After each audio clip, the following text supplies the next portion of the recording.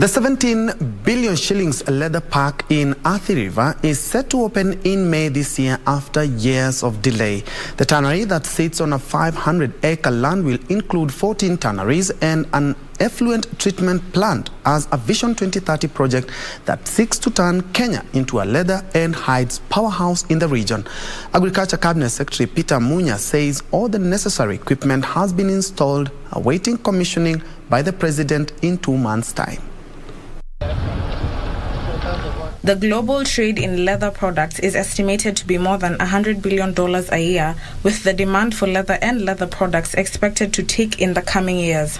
The Leather City is expected to transform Kenya as a tanning hub for the region through procurement of hides and skins and supply of leather in both local and international markets. The Kinania Leather Industrial Park is a Vision 2030 project and has faced many delays due to financing challenges.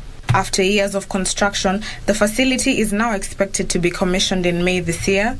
Agriculture Cabinet Secretary Peter Munya says that the facility will help turn Kenya into a major player of finished leather goods in Africa. Kinania Leather Park that is intended to help the country add value to our hides and skins and also create employment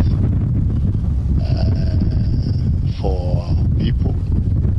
So it is part of our strategy to industrialize by utilizing our own resources.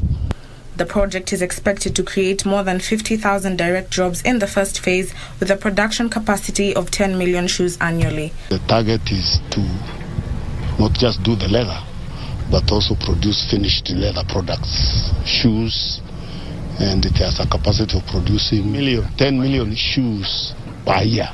Nduta Mukami for Lunchtime News.